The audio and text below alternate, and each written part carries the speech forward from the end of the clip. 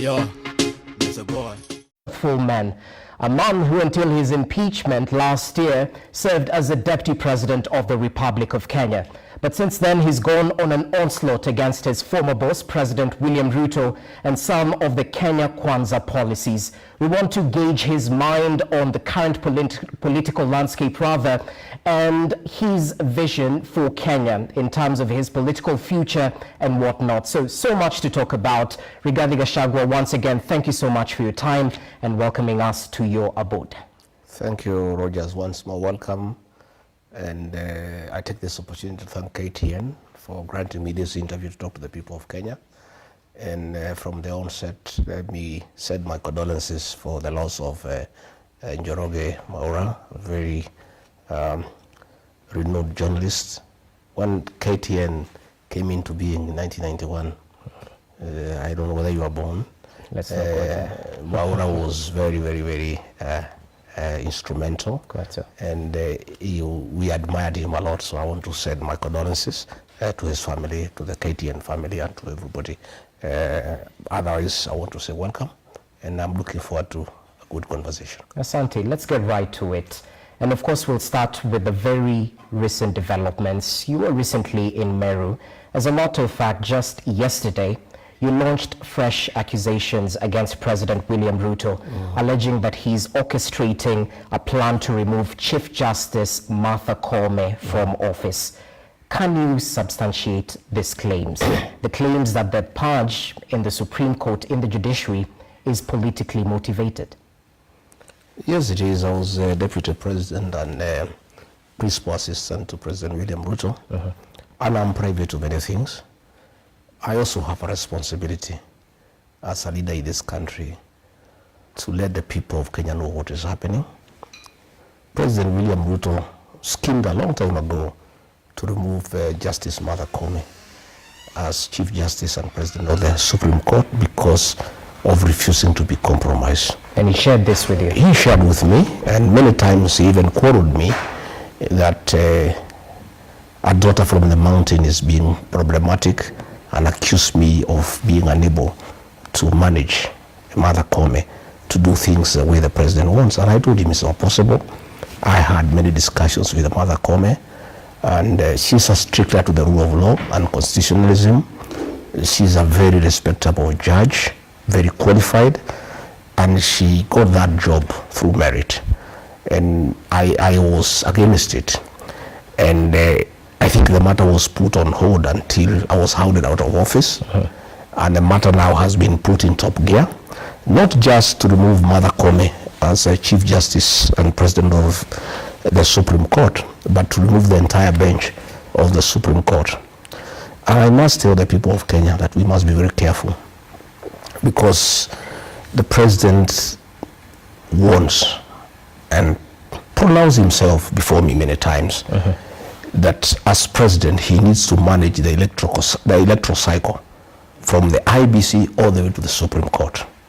And many times he indicated his desire to have the entire bench replaced so that he can put in place a bench that will do what he wants.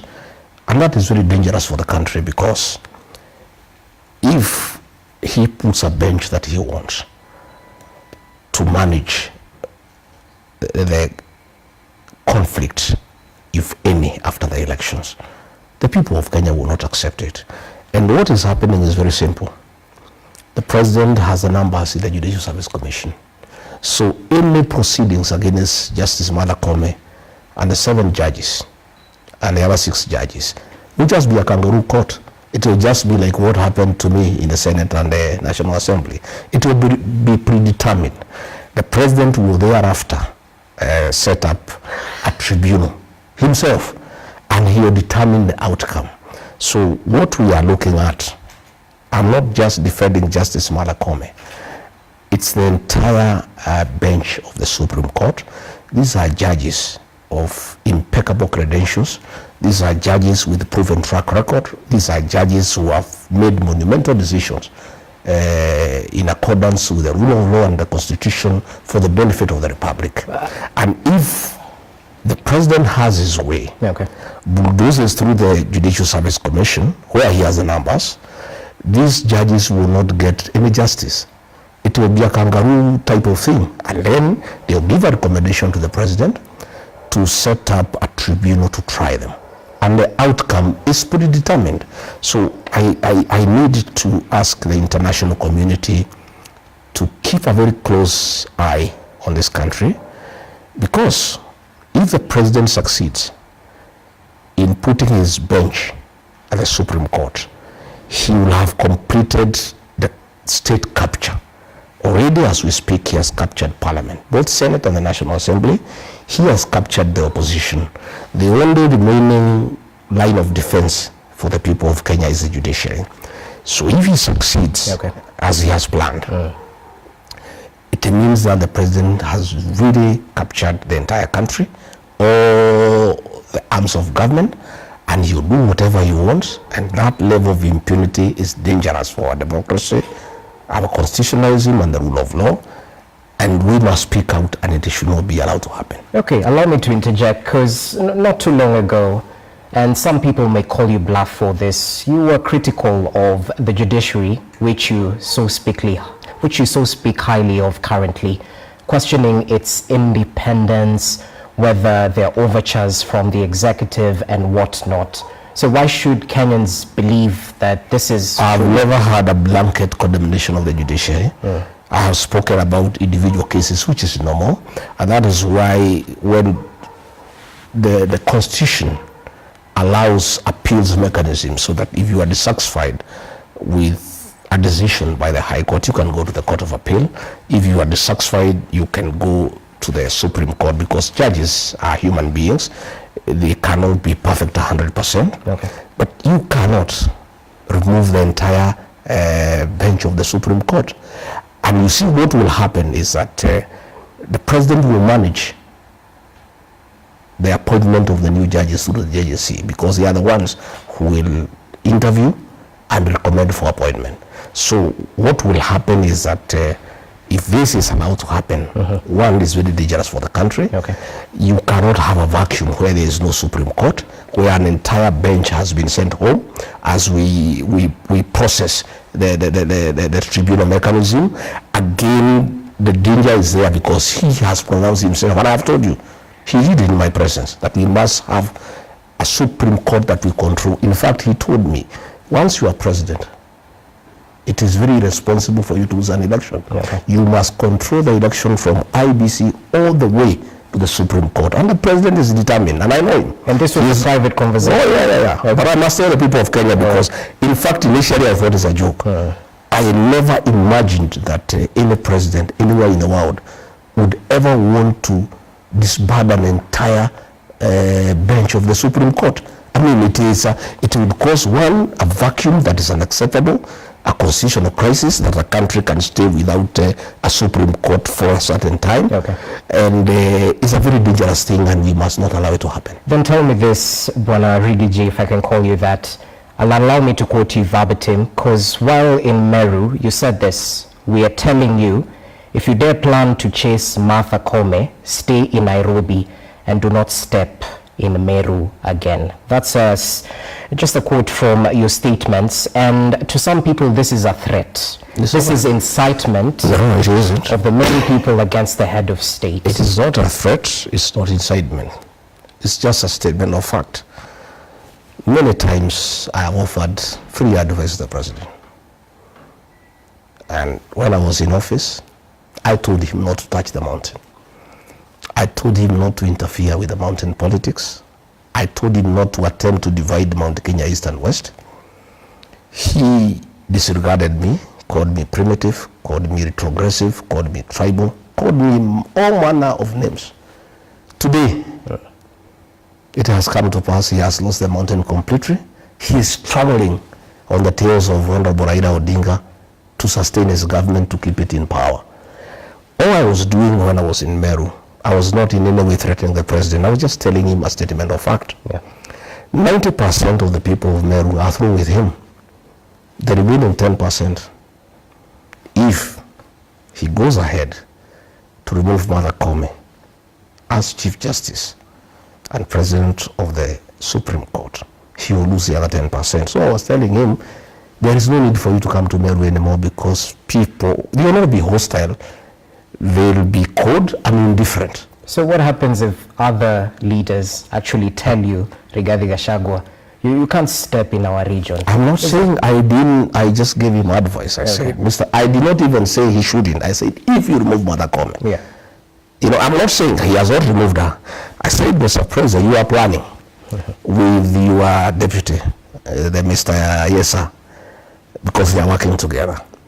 And Mr. Yesa has been given the responsibility to make sure Mother Kome is out of the job. And in fact, the meeting that was held, and I've come to get the content, is that the president argues that Mount Kenya East cannot have the presidency and a head of judiciary at the same time. Okay. Because Mr. Yesa is in the presidency and Mother Kome is in the judiciary, the president has told Mr. Yesa, if Mother Kome is not removed so that we can take this seat to another region, you will have to go yourself. So you must make sure that Mother Kome is out. In fact, that is a responsibility has been given. All these things that are going on, the petitions, the JSC, it is Mr. Yesa who is coordinating to save his job, because the president is clear that you cannot have the presidency in Mount Kenya East and also have the president of the Supreme Court and the Chief Justice in the same area. And all I was saying, I am not threatening the president. I cannot threaten. I just told him the truth. I'm a truthful man. I was in Meru. Mr. President, you have hatched a scheme with your deputy to remove Mother Kome as Chief Justice. If you succeed, and he can succeed because he was able to remove a deputy president who is elected by 7.2 million Kenyans. So the one for Chief Justice is even much easier. Once you do that, your relationship with the people of Meru is irreparably damaged. And there is no need for you even to come to Meru because you get a very hostile reception. As we speak, the situation in that Mount Kenya East is already very bad for him. The other day he sent messages of condolence to a funeral in Embu. And the people said, we want to hear nothing about it. He has not been to Meru. Meru is worse than Embu for him. If he succeeds now in removing Mother Kome, the people of Meru will even be more wild. They will be more hostile. And I was saying, Mr. President, because you don't listen. Okay. I tried to advise you, you did not listen to me. Now you are struggling. You are begging Raila Odinga to save you, to hold your government together. You are going home unless Raila holds your hand. And even if he does, I don't think he'll help you. If you go ahead with this scheme with your Mr. Yesa and succeed in removing Mother Kome, if you dare come to Meru, you will have a reception that is very cold, that is very indifferent, and it's not good. And why I was saying that, why do I say that, Rogers? The institution of the presidency is very important for this country, and is a symbol of national unity. And the president should be able to go everywhere in the country and get good reception. When people start refusing to listen to condolence messages from our president, it really demeans the institution of the presidency. I would one day want to be president. I would want that institution to be held in high esteem. So it is also my duty as a citizen. It is civic duty. Where I find the institution of the presidency will be demeaned by acts of the president, to advise him to think twice of removing Justice Mother Kome. Again, I also want to advise him, please stop disbanding the Supreme Court. It is not good for the country. It will create problems. People will have serious doubts about the 2027 general elections, because if you put a bench that you have crafted, we already start going to the elections with a lot of doubts. And once people don't believe a process will be fair, we start on bad footing, and that is not good for the country. So let me ask you this, and perhaps just to quote the words of the current Deputy President, Professor Kithure Kindiki, who you're referring to as Mr. Yesa, perhaps reflecting on the headlines on the Standard. He said this in response to your statements in Meru. He questioned who defends the judges who may be innocent but do not have ethnic godfathers, perhaps hinting that, the judiciary is apolitical. Politicians shouldn't perhaps interfere with the runnings of this independent arm. Mr. Yesa cannot have a different opinion. He is an employee of President William Ruto. President William Ruto wants to remove Martha Koome and the other 6 judges from the Supreme Court. So his work is to defend, but automatically. But the question... But I'm asking, he's trying to say that my defense of Martha Koome is ethnic. I want to ask Mr. Yesa, when I said that the Director General of the National Intelligence Service is incompetent, members of the Somali community came out with fury to defend him. I never heard Mr. Yesa say that that is ethnicity. When ODM members threatened to remove Speaker Moses Wetangula, members of the Luhya Nation from Western Kenya came out in numbers to defend Moses Wetangula. I never heard Mr. Yesa say anything. But when the people of Mount Kenya see that there is a problem here, and one of our own is being victimized, then he says it's his ethnicity. Yet himself is one of us. But two wrongs don't make a right. But I am saying, that's what all communities do. The Somali community have defended their own. The Luhya people have defended their own. There is nothing wrong with regard to Gachagua defending his sister. And because our MPs and senators have been compromised by President William Ruto that they cannot speak for one or their own, Mr. Yesa cannot see anything different from what he has been told by this employer. Somebody must speak also for the mountain people. Okay. And I really have no apologies, because I'm not the only one. When the Somalis defended their own, nobody raised an issue. When the Westerners defended their own, nobody raised an issue. And this is what is happening, Rogers, in this country. That the only people who cannot defend their own are the Mount Kenya people. It is called tribalism. But when other communities defend their own, or when they take a particular position, they are called tribalists. I saw the CS Interior saying that defending Martha Koome on my part is tribalism. Yet, 2 months before, when President William Ruto was under a lot of attack from all corners for mismanaging the country, that CS said that the president was being attacked because he's a Kalenjin. So I want to say, this profiling of the Mount Kenya people must come to an end. Right. The Mount Kenya people, like any other community, have a right to defend their people. They have a right to articulate their issues. They have a right to say what is good for them and what is not good for them.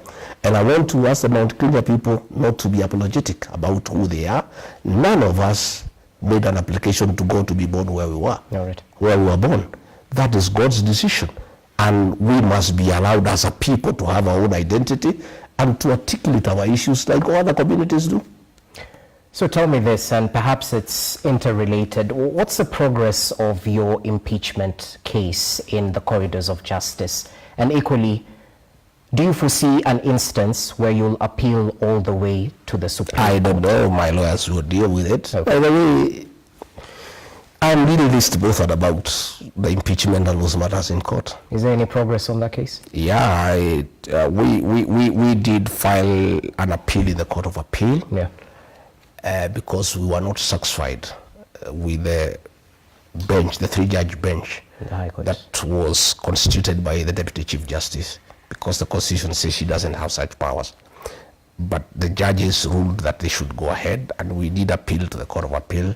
Today the matter was in court, and the Court of Appeal listened to our arguments and gave an order staying the proceedings before the High Court until the matter is heard, the matter is determined. Okay. So our lawyers are dealing with that matter.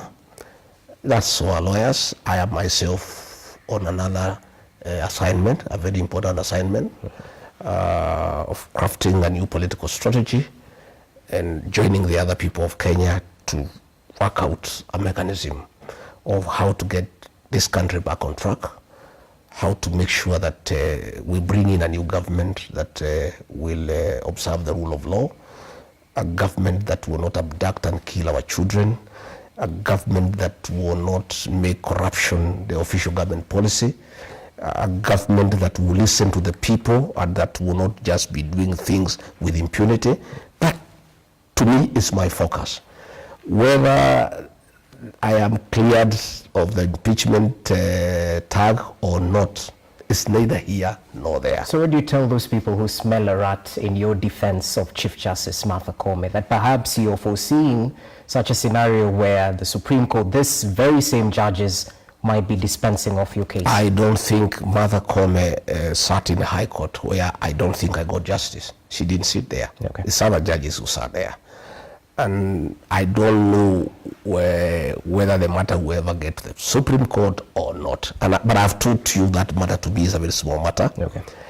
And it does not inform my thinking. All right.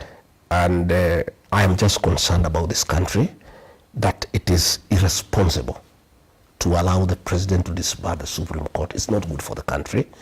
It will create a constitutional crisis. Again, it will make Kenyans lose faith in the entire electoral process, because if the president succeeds and disbards the Supreme Court and installs his own judges in the Supreme Court, then this country is going down to the dogs. All right. The level of impunity will be in acceptable levels, and the president will have succeeded to capture the entire Kenyan state. He has captured the parliament as it is. He has captured the opposition. Now, if he captures the judiciary, okay, we are done. All right, yeah. Let's shift focus to other matters, because just today, the broad-based partners, President William Ruto and Raila Odinga, had a presser, a conference, a meetup at State House in Mombasa. And we definitely saw the dalliance between these two leaders. In Kenya, we've seen this statement manifesting that there are no permanent friends or enemies in politics, only interests align. Are you open to working with Raila Odinga, the broad-based partner of President William Ruto? I am open to working with anybody who means well for this country. And I want to take this opportunity to tell the supporters of Raila Odinga from Nyanza that they should not fight the mountain people, because we are not their enemies at all. We have a problem with President William Ruto. We have no problem with Raila Odinga and ODM. I saw after Raila Odinga lost the AUC elections, some people from Rift Valley, supporters of the president, and some supporters of Raila Odinga trying to blame the mountain people for the loss by the very simple fact some 6-7 women in Karatina Market had celebrated the loss. First and foremost, the Mount Kenya people did not have a vote at the AUC. In fact, our only participation in that election as people of Mount Kenya is that the man we made president had a vote. And if he did vote for Raila Odinga, as he says, okay, then the people of Mount Kenya supported the candidature of Raila Odinga. We have no problem with Raila Odinga. I've had a lot of consultations with the people from the mountain. In fact, I have done almost 400 meetings in the last 4 months. And we'll get to that. And the people of that area have asked me to look for friends. And we are open to working with anybody who means well for this country. You know? But we're talking about a man you decampaigned vigorously in the previous election. A man who mobilized his MPs to vote against you during the impeachment. The voting against me by ODM people is neither here nor there. The person who orchestrated the impeachment is William Ruto. That's the person we have a problem with. He deceived the ODM people the way he deceived all us in the mountain. And for the record, we, for many years, had problems with Raila Odinga because he had been demonized as somebody who is against the mountain people. In 2020, President Uhuru Kenyatta convinced us that Raila Odinga is a good man. But President William Ruto, then Deputy President, convinced us that Raila is a bad man, he's a witch doctor, he is a lot of poverty, he means bad for this country, and William Ruto admittedly was more persuasive than Uhuru Kenyatta. But you're on record saying this. I'm just saying, come on. He persuaded us, and after he became president, he looked for Raila Odinga and he said he's a good man. So, Raila Odinga has been claimed by everybody. President Uhuru Kenyatta said he's a good man. William Ruto, who told us he's a witch doctor, who told us he has a lot of poverty, who told us he has no plan, who told us he is runnerless, who told us he's planless, today is singing praises for him as the best leader, not just for Kenya, but for Africa. So, we refused to vote for Raila Odinga, not because he was a very bad man, but William Ruto convinced us he's bad. Okay. Again, I must say that Raila Odinga was a victim of our community's distaste for betrayal. We felt that Uhuru Kenyatta had betrayed William Ruto by looking for Raila Odinga. So because we hate betrayal, we decided to punish Raila Odinga and Uhuru Kenyatta at the same time. But still 1.1 million people from our region voted for Raila Odinga. But now that William Ruto has betrayed us, knowing very well that he is a beneficiary of our community's distaste for betrayal, we are through with him. So Raila Odinga is there. Okay. He has not betrayed us. He has not done anything so grave, that in our view makes it impossible for us to work together.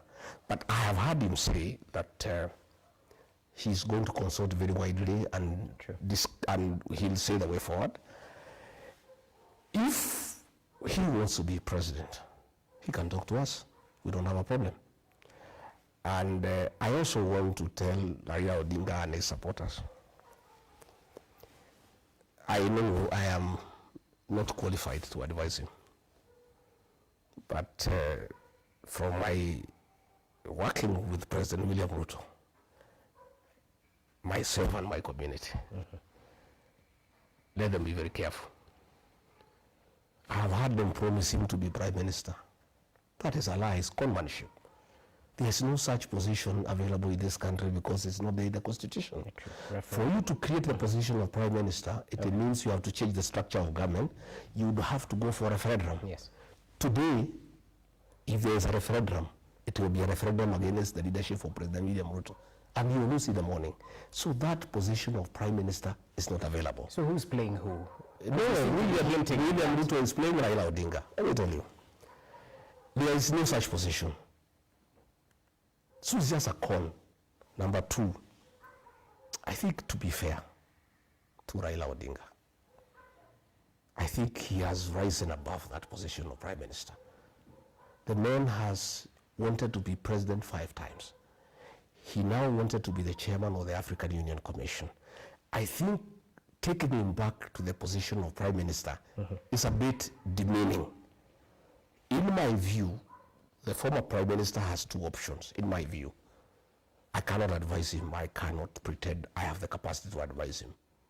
He either retires in dignity or he goes for the presidency.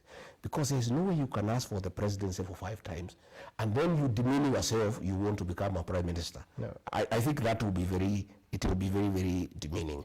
But again, finally, yes. I want to ask my brother, President William Ruto. Now that you say this man is a witch doctor, he's the Lord of poverty, he is the real problem of this country, you have changed your mind, you are saying he is the best for Africa, he means well for this country. Why don't you, if you are genuine, consider to do 1 term and endorse him to be president in the next election? If you really genuine that this man is so good, this man can sort out this country, if really that is from the bottom of your hand, of your heart, since you have done 5 years, you are going to do 5 years and you have not done very well, why don't you consider to allow this man to be president? So what I would like to say is that in my discussions with the people, Okay. we have, by the way, I must tell you in those discussions, if you want me to tell you. And we'll get to that. We'll get there. Yes. But I'm saying we are not opposed to working with Raila Odinga. You're willing to support? Already we are working with Kalonzo Musyoka. Okay. We are working with Eugene Wamalwa. We are working with Fred Matiang'i. We are working with Eugene Wamalwa.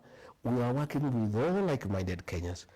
If Raila Odinga does not make a decision to destroy his legacy and support President William Ruto, and decides to join the rest of Kenyans in trying to liberate our country and get it back in the right footing, and calls upon us for a discussion on the possibility of working together in whatever formation. You're open to that? We are open to that discussion. Okay.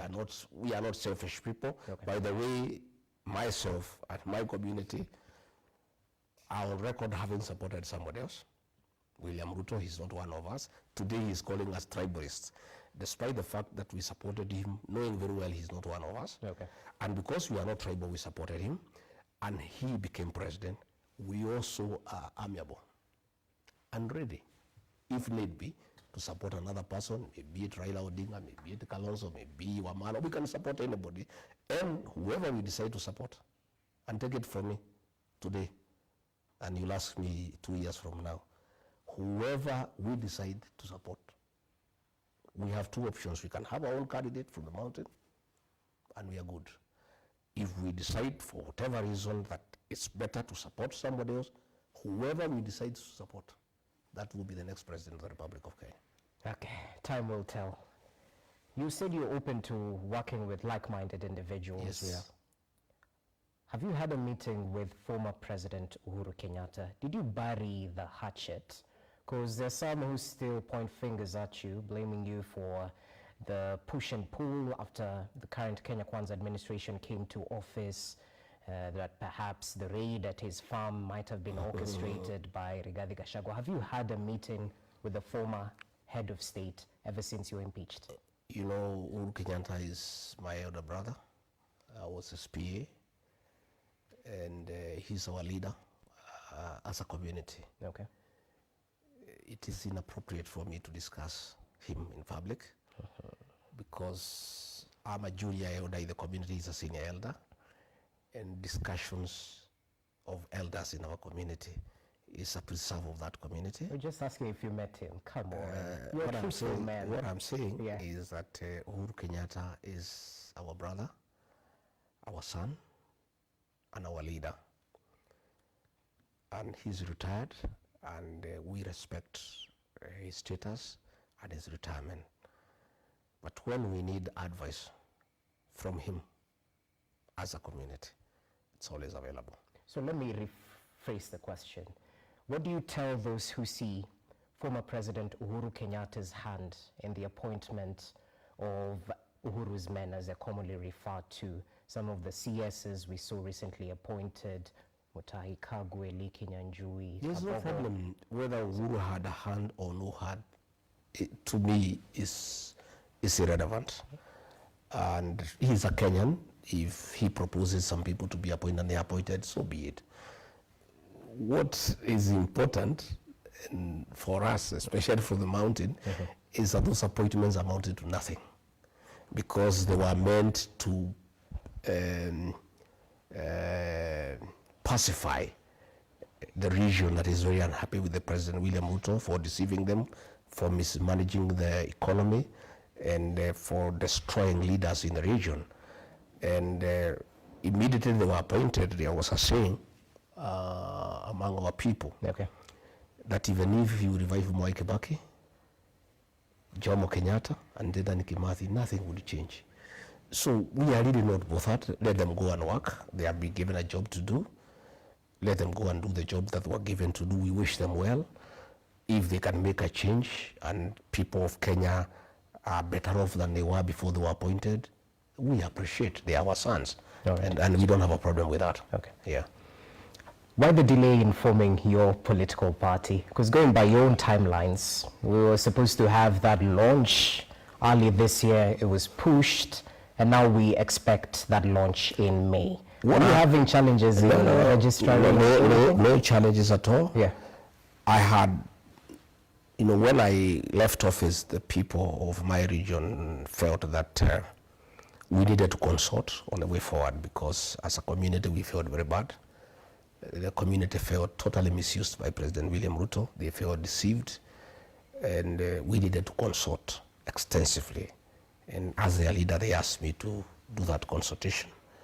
And I did a lot of consultation, the whole of November, the whole of December. I had hoped that I would have completed the consultations, but I hadn't by the end of December. Very many people still wanted to come and see me. You have seen even in the whole of January and February, they have been coming. Again, when we started the consultations, I had thought it would be a Mount Kenya affair, but I had not appreciated the interest my leadership had created in the country. And many other Kenyans from all other regions also wanted to consult with me, and therefore we had to extend our negotiations. But be as it may, our political party is ready, and for strategic reasons, I did not want to unveil it before.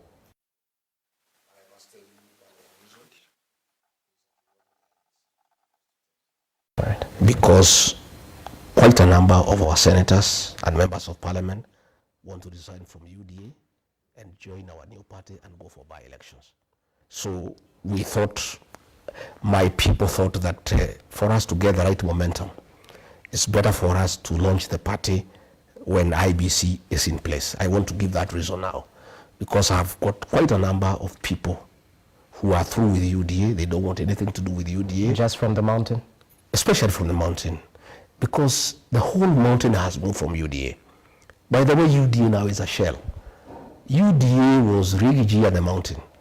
Without Rigiji at the mountain, there's no UDA. There's no party there. And our members, our supporters, in fact, if you mention UDA, and you have found even the MPs who move around with the president, they don't talk about UDA. Even the president, they don't mention him on the ground. So we decided that we want to wait for the IBC to be constituted. Then we launch our party so that we pick up with the momentum. We'll have several by-elections. We have today, as of today, 139 MCAs who want to resign from UDA and go for by-elections. We have. So you're going to force a by-election? We are going to have a little. Simply what you're saying. We are going to force a little. Na baada ya interview ya siku ya jana ambapo DP alikuwa anafanya interview katika channel moja inajulikana kama KTN, akaulizwa baadhi ya maswali hivi, watashirikiana na former Prime Minister Raila Odinga?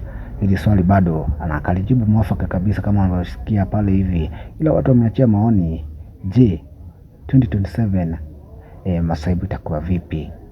Ni dhidi yake President William Ruto ama ni dhidi yake Prime Minister Raila Odinga? Ni maswali yameibuka mengi. Hivi watashirikiana na yeye ama itakuwa ngumu?